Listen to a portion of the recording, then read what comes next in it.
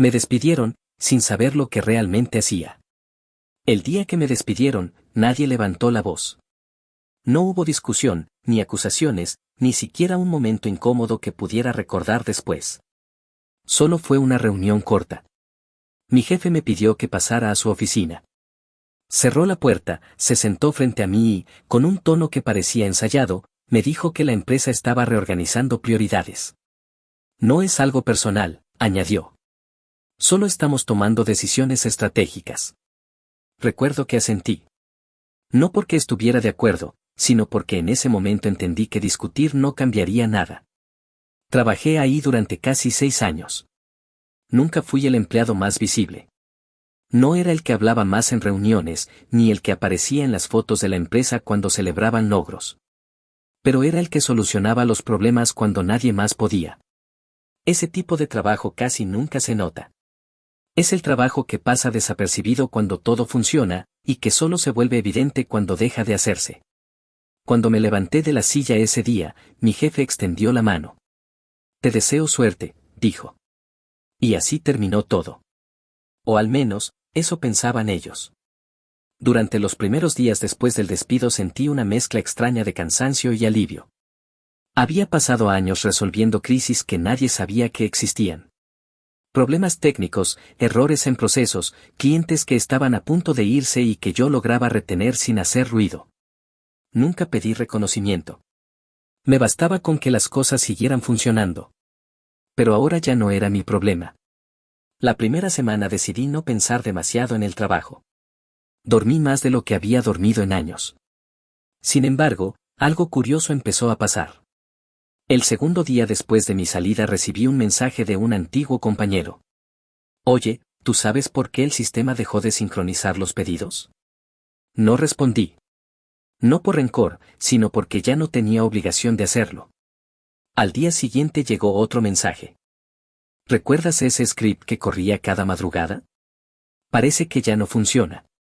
Después vino una llamada. No la contesté.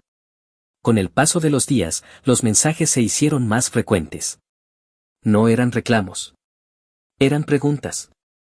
Preguntas que antes siempre terminaban en mi escritorio. Lo curioso es que muchas de esas cosas nunca estuvieron oficialmente bajo mi responsabilidad. Simplemente las había asumido porque nadie más sabía cómo resolverlas. Había sistemas que yo mismo había optimizado. Procesos que había corregido en silencio. Pequeñas soluciones que mantenían la empresa funcionando sin interrupciones. Pero nadie sabía realmente cómo funcionaban. Porque nunca preguntaron. 2 semanas después del despido recibí un correo. Era de mi antiguo jefe. El tono ya no era tan tranquilo como el de aquella reunión.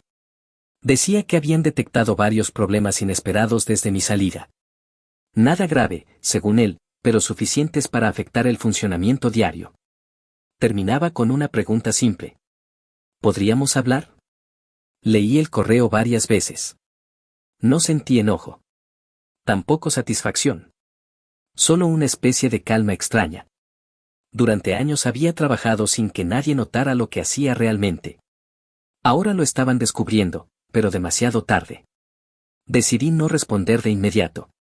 Pasaron 3 días antes de que contestara. Solo escribí una frase. Claro, podemos hablar. Nos reunimos en una cafetería. No en la oficina. Mi antiguo jefe llegó con ojeras que antes no tenía. Pidió café, se sentó frente a mí y por unos segundos no supo cómo empezar. Finalmente habló. Han surgido algunos problemas desde que te fuiste. Asentí. Lo imaginé. Me explicó que varios procesos habían dejado de funcionar correctamente. Que algunos clientes estaban molestos.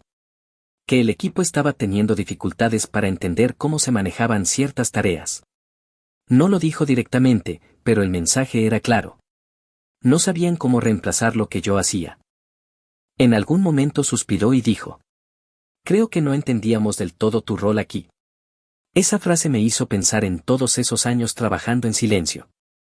En todas las veces que arreglé algo antes de que se convirtiera en problema. Y respondí con honestidad. No era un rol, dije. Eran muchos. La conversación duró casi 1 hora. Al final, me ofreció volver. No con las mismas condiciones de antes. Con mejores. Más sueldo. Más reconocimiento. Lo curioso fue que, cuando escuché la oferta, no sentí entusiasmo. Solo pensé en todo el tiempo que pasé demostrando mi valor sin que nadie lo notara. Y en cómo solo se dieron cuenta cuando ya no estaba.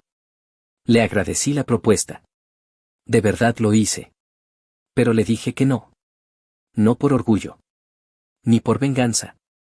Simplemente porque entendí algo importante durante esas semanas.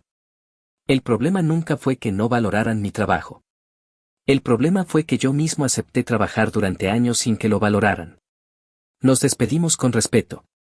Cuando salí de la cafetería sentí algo que no había sentido en mucho tiempo. Ligereza. No sabía exactamente qué iba a hacer después. Pero sí sabía algo con certeza. A veces perder un trabajo no significa que te hayan quitado algo. A veces significa que, por fin, dejaste de sostener algo que nunca reconoció cuánto dependía de ti.